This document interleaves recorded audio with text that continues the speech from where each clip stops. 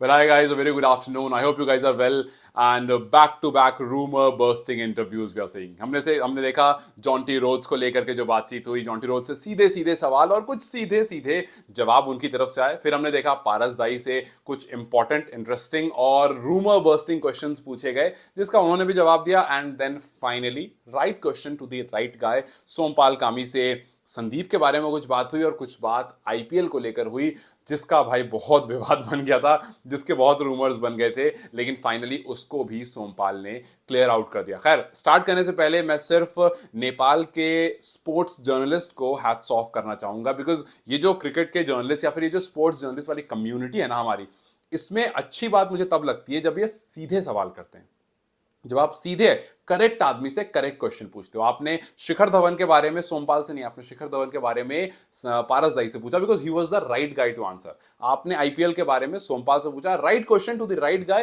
And then you get the right answer. और इसीलिए hats off to the community, hats off to our community. और yes, IPL को लेकर के बहुत सारी बातें थी, तो उन पर सोमपाल कामी से पूछा गया कि सोमपाल भाई एक बार बताओ, आप लोगों ने रजिस्ट्रेशन क्यों नहीं किया. दुनिया भर में बात हो रही है, बहुत सारे एसोसिएट नेशंस ने इटली तक से रजिस्ट्रेशन किया, आपकी तरफ से रजिस्ट्रेशन क्यों नहीं किया. सोमपाल ने बहुत सीधा और मेरे हिसाब से बहुत सही जवाब दिया. हालांकि उस पर रिएक्शंस भी आए, उस पर भी बात करूंगा, लेकिन जवाब सीधी सीधा ये दिया गया कि भाई देखो ऐसा है, उस टाइम पर हम सीडब्ल्यूसी पर फोकस थे, हमारे पॉइंट्स नहीं आ रहे थे, हम मैचेस नहीं जीत रहे थे, तो वो हमारा बड़ा कंसर्न था, उस पर हम ज्यादा फोकस थे और हमारा ध्यान भी नहीं था आईपीएल के रजिस्ट्रेशन पर. वो तो यहां कर पता चला कि डेट्स निकल गई हैं. हालांकि बहुत लोगों ने ये कहा कि यार ये एक्सक्यूज दे रहे हैं, और टीवी पर आकर के ऐसा ही जवाब दिया जाता है, मीडिया के सामने ऐसा ही जवाब दिया जाता है, इसलिए ऐसा जवाब दे रहे हैं. लेकिन मैं आपसे सिर्फ एक बात पूछूंगा, आप मुझे एक बात बताओ, अगर इस सब के बीच में जहां पर नेपाल मैचेस हार रहा था, सोमपाल या कोई भी दूसरा खिलाड़ी जाकर के रजिस्ट्रेशन कर लेता, तो क्या वो आप ही नहीं होते जो इनको ट्रोल करते? क्या वो आप ही नहीं होते जो कहते हैं कि जी इनसे मैचेस तो जीते नहीं जा रहे हैं, ये जाकर के आईपीएल में रजिस्ट्रेशन कर रहे हैं? और कुछ लोग होते जो कि आकर के वीडियो बना देते और उनको ट्रोल कर देते, इन खुद प्लेयर्स को ट्रोल कर देते, ये कहते हुए कि देखो जी ये आपके प्लेयर्स हैं, इनको तो ध्यान ही नहीं है, इनको तो मैच जीतने से मतलब ही नहीं, इनको तो मतलब पैसा कमाने से, इसलिए इनको आईपीएल में जाना. और दुनिया भर का फिर एक और प्रोपेगेंडा निकलता, फिर एक और एंगल निकलता, फिर आप दूसरे को तो छोड़ो, अपने प्लेयर से हेट शुरू हो जाता. लेकिन अच्छी बात यह है कि इन्होंने रजिस्ट्रेशन नहीं किया, which was a very good move. And Sompal ने अगर एक्सक्यूज के माफिक भी अगर उन्होंने उस तरह से भी कहा, तो सही कहा कि भाई हमारा फोकस, क्योंकि एक्चुअली में हर एक प्लेयर का फोकस सीडब्ल्यूसी पर ही था, और उस बीच में उनको पता था कि अगर हम इधर रजिस्ट्रेशन के लिए आएंगे तो इश्यूज हो सकते हैं, और हो सकता है वो 2 साल का जो रूल है उसको लेकर भी उन्होंने सोचा हो कि नहीं यार, अभी हमारा फोकस अपनी टीम को ग्रो करना है, तो हम इस पर काम करेंगे. फिर हालांकि उन्होंने बाद में कहा भी कि अगर कल को मौका होगा तो हम जरूर जाएंगे आईपीएल खेलने, बिकॉज एक अच्छी लीग है, एक बड़ी लीग है, और सबको ही चाहता है, हर खिलाड़ी चाहता है कि वो आईपीएल खेले. लेकिन फिलहाल हम कर्नाली याक्स को ग्रो करने पर काम करेंगे, क्योंकि हमारा फोकस जो है वो एनपीएल है. उस टाइम पर हमारा फोकस सीडब्ल्यूसी था, अभी हमारा फोकस एनपीएल है. और ये जिस टाइम जर्सी रिवील हुई थी उसी टाइम ये बात हुई, और उन्होंने कहा कि जी हम इस पर काम कर रहे हैं. आप खुद सोचो कि जिस लीग को सक्सेसफुल बनाने के लिए स्टार स्पोर्ट्स जैसों से बात की जा रही है, स्टार स्पोर्ट्स से ब्रॉडकास्टिंग राइट की बात की जा रही है, पहले सीजन में इतने पैसे लगाए जा रहे हैं, आप दुनिया भर के प्लेयर्स से बात कर रहे हो, उनको लाने की बात करो, डेविड वार्नर तक अप्रोच जारी, इसका मतलब है कि इस पर जी जान से मेहनत की जा रही है.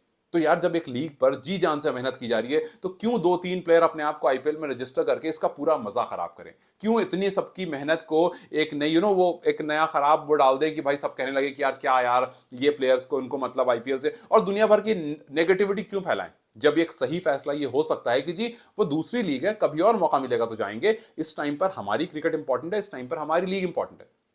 सो वही किया, मैंने तब भी अप्रिशिएट किया था स्टेप को, और आज जब खुद सोमपाल के मुंह से जवाब निकल कर आया, तब भी उतना ही अप्रिशिएट करूंगा कि भाई अभी नेपाल क्रिकेट को ग्रो करने के लिए कुछ इंपॉर्टेंट है तो वो एनपीएल है. और इस बात में जॉन्टे रोड्स ने भी कहा कि जी एनपीएल जो है वो चेंज कर देगा क्रिकेट को, बिकॉज हमने फ्रेंचाइज क्रिकेट को इंटरनेशनल लेवल पर आकर के प्लेयर्स को परफॉर्म करते हुए देखा. और हमने देखा है कि उन्होंने आईपीएल का एग्जाम्पल भी दिया था, उन्होंने कहा कि हमने देखा कि 2008 में आईपीएल स्टार्ट हुआ, उसके बाद कितने ज्यादा प्लेयर्स निकल कर आए इंडिया के लिए, तो वही काम नेपाल के लिए भी हो सकता है, वही काम एनपीएल नेपाल के लिए भी कर सकता है। सो यस, फ्रेंचाइज क्रिकेट एक पर्टिकुलर नेशन की क्रिकेट को ग्रो करता है।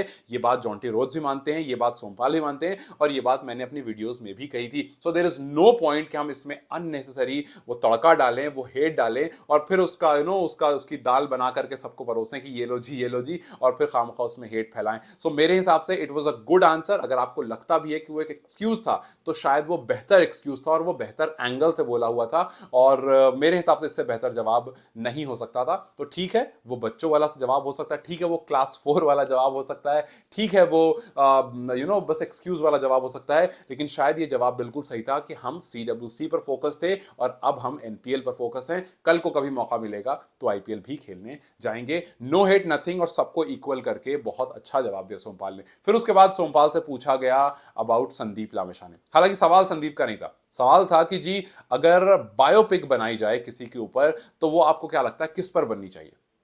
सोमपाल ने कहा कि जी मेरे हिसाब से अगर बायोपिक किसी पर बननी चाहिए तो वो है संदीप लामिछाने, क्योंकि संदीप ने जिस तरह से इतने सबको चैलेंजेस से निकल करके, जिस तरह से संदीप ने परफॉर्म करा है, जिस तरह से संदीप ने अपनी पर्सनल और प्रोफेशनल लाइफ को अलग रखने की कोशिश की और पर्सनल की जगह प्रोफेशनल को खराब नहीं किया, ये बताता है कि संदीप कितना प्रोफेशनल आदमी है। और संदीप ने जितना सब कुछ झेला है, वो चाहते हैं कि दुनिया को उनकी स्टोरी पता चले, बिकॉज हम सबको पता है कि बीते 2 साल उनके लिए अच्छे नहीं थे, और कहीं ना कहीं ये टीम की बॉन्डिंग भी दिखाता है। आप खुद सोचो, कुछ दिन पहले ये बात हो रही थी कि जी टीम में हल्के से क्रैक्स दिख रहे हैं, ऐसा लग रहा है कि टीम जो है वो एक साथ नहीं चल रही है। और इसके बीच में अगर सोमपाल का ये जवाब आता है कि जी संदीप के लिए वो अपना सॉफ्ट कॉर्नर दिखाते हैं, ये दिखाता है कि अगर टीम में डिवीजन आया भी होगा तो इतना बड़ा नहीं था कि वो टीम को अलग करे।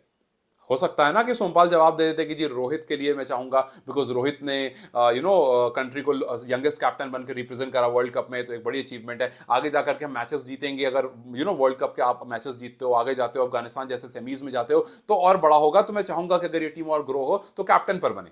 लेकिन उन्होंने संदीप के बारे में बात किया, बिकॉज ही नोस कि यार एक बहुत इमोशनल फेज से गुजरे हैं संदीप, और वो स्टोरी बहुत ज्यादा इमोशनल है। तो यस, दुनिया को पता चलनी चाहिए वो स्टोरी, बिकॉज वो कोई मतलब सबके साथ नहीं होती ऐसी चीजें, और एक मुश्किल वाली चीज से संदीप निकले थे। सो भाई मेरे हिसाब से from the angle I am looking at it, team एक अच्छे बॉन्ड में दिख रही है, टीम एक अच्छे हेड स्पेस में दिख रही है, और एक प्लेयर दूसरे प्लेयर के लिए अगर स्टैंड ले रहा है, उसके बारे में बात कर रहा है और कह रहा है कि दुनिया को उसकी स्टोरी पता चलनी चाहिए, because a strong man is a tough guy. This shows के things are good among players in this team. और अच्छी बात यह है कि every single player is focused at NPL, because जैसा जॉन्टी ने कहा कि अगर फ्रेंचाइज क्रिकेट ग्रो होता है तो वो इवेंचुअली आपकी नेपाल क्रिकेट को बहुत ज्यादा ग्रो करेगा। सो अगर बिराटनगर ग्रो करेगा तो ऑटोमेटिकली बिराटनगर का एरिया जो है वहां पर क्रिकेट ग्रोथ होगी। अगर करनाली ग्रो करेगा तो वो मतलब इवेंचुअली आप एक एक टीम भी पकड़ लो ना, तो उनकी ग्रोथ पर भी बहुत सारे ग्रोथ होंगे, चाहे पोखरा हो, बिराटनगर हो, काठमांडू हो, करनाली हो, कोई भी हो।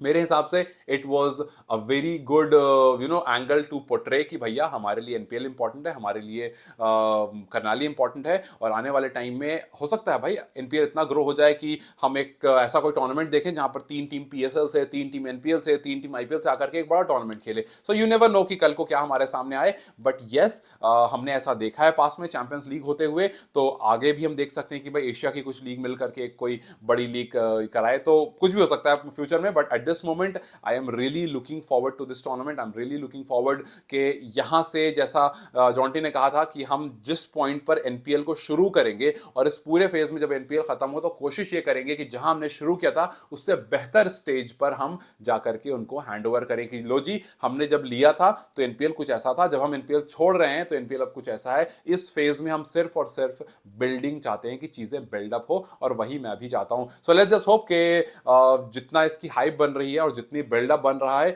उससे और बेहतर टूर्नामेंट आए, एंड लेट्स जस्ट होप कि थोड़ा जल्दी सब जर्सीज आ जाएं, सारे कैप्टन्स पता चल जाएं, फिक्सचर्स आ जाएं, सो दैट यार बहुत सारी चीजें रह रही हैं और दिन कम होता जा रहा है लेकिन काम ऐसा लग रहा है कि पाइलअप होता जा रहा है। लेट्स जस्ट होप के टाइम पर सारा काम खत्म हो और हमें जर्सीज, कैप्टन्स एंड शेड्यूलिंग जितनी सब कुछ है वो सब कुछ हमारे सामने है, so that we can talk more about it and get more excited about it, and then we get to see a good tournament ahead of us. खैर, you guys take care, and जैसे updates आता है I will keep you guys posted. Have a wonderful day and I'll see you very, very soon. Bye bye.